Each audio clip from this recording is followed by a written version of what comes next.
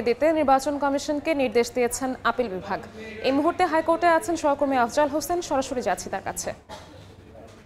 আফজাল, জামায়াত ইসলামের নিবন্ধন ফিরিয়ে দেওয়ার নির্দেশ দিয়েছেন দেশের সর্বোচ্চ আদালত। তবে নিবন্ধন ফিরে পেলেও দাড়িপাল্লা যে প্রতীক, সেই প্রতীকটি তারা পাচ্ছেন না। এবং যেহেতু দাড়িপাল্লার প্রতীক নিয়ে শুরু থেকেই জামায়াত আইনি লড়াই চালিয়ে এসেছিল, তবে মাঝপথে এসে জামাতের আইনজীবীরাই জামাতের প্রতীক দাড়িপাল্লা চেয়ে যে আবেদনটি তারা করেছিলেন সর্বোচ্চ আদালতে, সেটি প্রত্যাহার করে নিয়েছেন এবং আদালত সেটি মঞ্জুর করেছেন। অর্থাৎ জামায়াত যে নিবন্ধন চেয়ে যে আবেদন করেছিল সেটি মঞ্জুর হয়েছে। অর্থাৎ জামায়াতকে দল হিসেবে নিবন্ধন দিতে নির্বাচন কমিশনকে নির্দেশ দিয়েছেন। আদালত রায় স্পষ্ট করে বলেছেন যে হাইকোর্ট বিভাগ জামায়াতের নিবন্ধন বাতিল করে যে রুল দিয়েছিল এবং সেই রুলটি পরবর্তীতে অ্যালাউ করেছিল বা অ্যাবসুলেট করেছিল, সেটি আসলে ঠিক হয়নি, সেটি অবৈধ ঘোষণা করা হয়েছে। হাইকোর্টের নিবন্ধন বাতিল করে যে রায়টি দেওয়া হয়েছিল 2013 সালে, সেই রায়টি দেশের সর্বোচ্চ আদালত বাতিল করেছেন।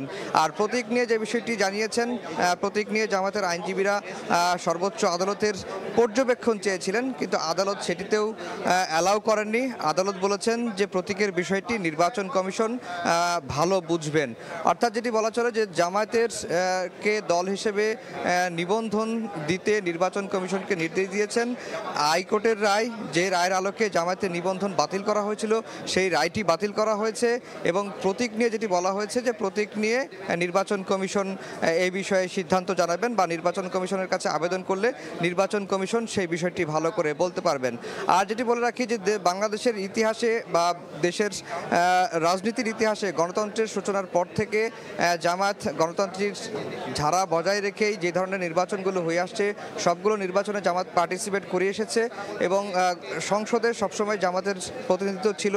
এই বিষয়গুলোই কিন্তু জামাতের আইনজীবী বারবার বলে এসেছেন। এবং বাংলাদেশের ইতিহাসে এটি প্রথম যে হাইকোর্টের একটি রায়ের মাধ্যমে একটি দলের নিবন্ধন বাতিল হয়ে যায় এবং এটির প্রথম ভিকটিম কিন্তু জামাত হয়েছিল এবং সবশেষ ভিকটিমও কিন্তু জামাত হয়েছিল। যাই হোক, আজকে এই রায়ে ন্যায় বিচার প্রতিষ্ঠিত হয়েছে। তবে তাদের জামাতের যে আবেগের প্রতীক দাড়িপাল্লা, সেটি না পাওয়ায় তারা অনেকটা মনক্ষুণ্ণ হয়েছেন।